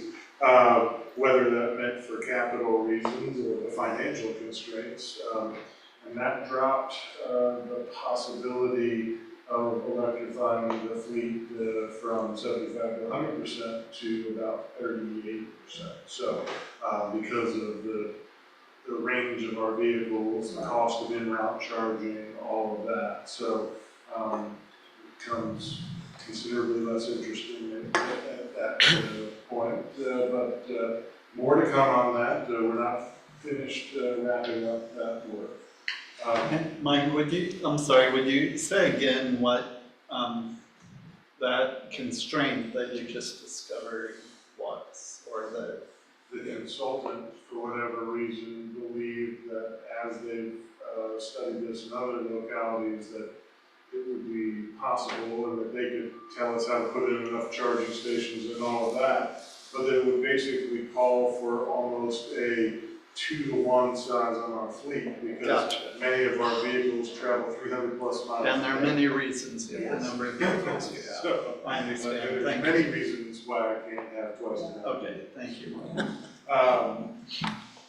Microtransit, actually, I built some excitement around that, and I'm fresh off a visit to Winchester, who over the last couple of months has transitioned like 90% of their fixed route and all of their ADA transit to a microtransit operation. So, and they are using VIA, which is what's being used for microcat.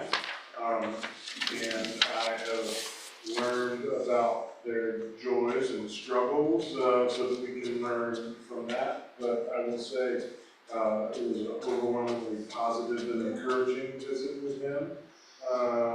And we're moving in a really positive direction with the consultants. That's it.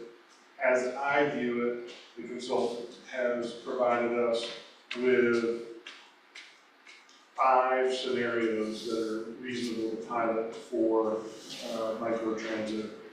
And this I would rank above the others, followed by a brand new approach for Greene County, something that would need to get worked out in order to extend 29 Connect as the third. And then they have 2 different scenarios about changing the way we serve Crozet,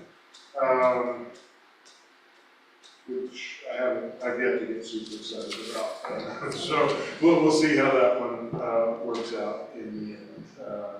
hopeful that there will be a way that we can have a pilot sometime within the next fiscal year. Sounds great, yeah. I don't even understand that figure, the 90% figure. That's all I have. I don't know, if there's more texture you could put on that, because that sounds like they blew up the transit program and replaced it with a microtransit program. And I'm not even sure, like. They only have 2 fixed routes left, right? And there was not a lot of satisfaction with the frequencies and things like that. It was a really great peer locality for me to be visiting because City of Winchester is just over 9 square miles, City of Charlottesville just over 10. We go a little further into Albemarle County than they are willing to go into Frederick County. They really stay within the city limits, but because of the 3/4 mile buffer, they have to. It was a really good comparable. They're a little bit behind us on ridership. They're hoping to approach 200K, and we hope to get back to 300K, but a really good example. Winchester, I think that's the important piece, the 200,000 ridership. We're at 1.6 million. Miles are different.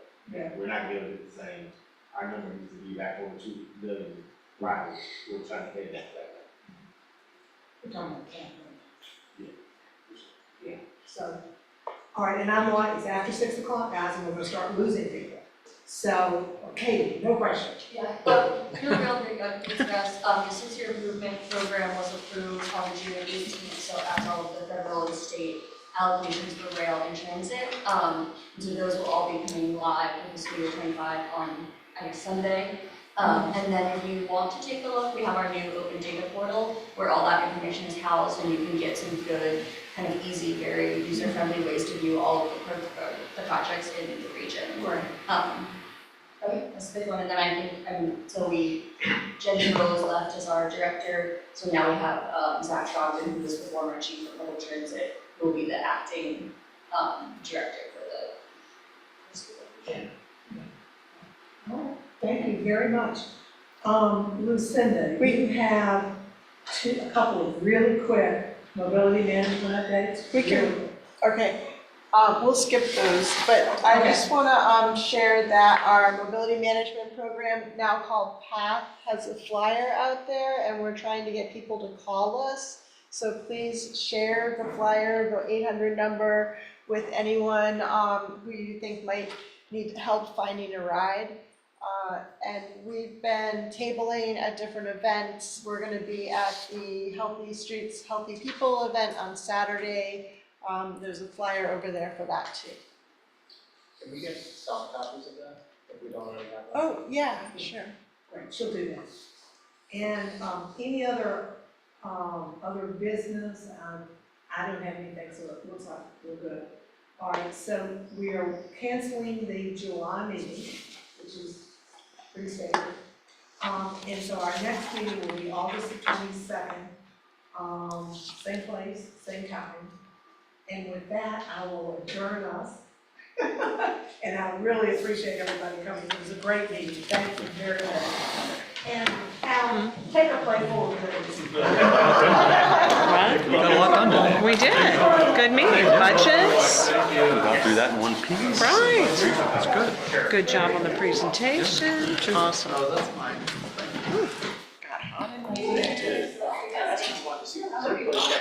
You already have, right?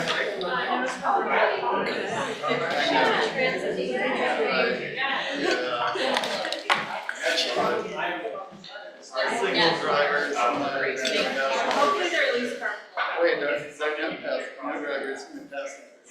It's the Extremely apocalypse. Okay, so we'll see you in a couple weeks. Yes. Is that right? I need that parking thing. So you want to talk to Brett? Okay. That was Okay, we're good, thank you. We're good. Just, We're good. can we get out of, So I'm gonna reach out to my. Yeah, you cannot wait. I don't know what I'm in there window. Thank you. There's literally a road, like, a ton of different data. Thank you. What's she doing? she's gonna call I'm you gonna later. call you and talk about those addresses Okay. and what those concern. And I can just like, you can read it for a couple of minutes. It's always been. Maybe come up with like my MGA, right? Safe for all of us, just put it on. 10 minute.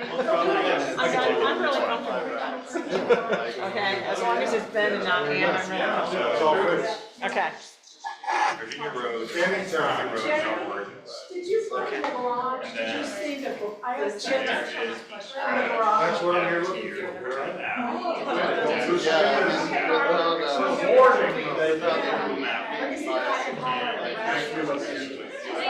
Will you let me know if I should modify?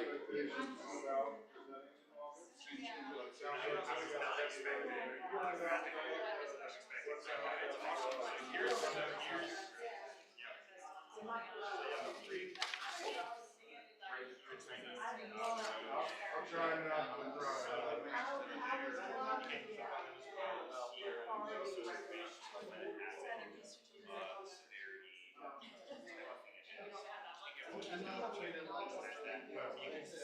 And I can set, like,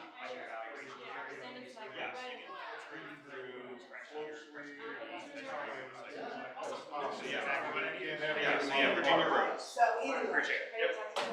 We'll, Send me an email. Yeah. I'm like, we have plenty of time. Bye, Mike, thank you. All right, my dear, thank you very much. Yes, I noticed too late for it to matter, but the agenda timing switched back to 5 o'clock instead of 6 o'clock. I don't know if that's a typo. No, the time, we started. Yeah, it went 5, 5:45, 6 to 6:05, 5:05 to 5:25. It just, there was a typo in the agenda. Okay, I got it. Yeah, sorry Oh, about I that. didn't even notice that. Yeah. It's not important. But I don't know if it matters technically, so. No, it doesn't. Okay. If it's just the timing piece, it doesn't, because our timing's all over the place. I'll make it to the next meeting next time, how about that?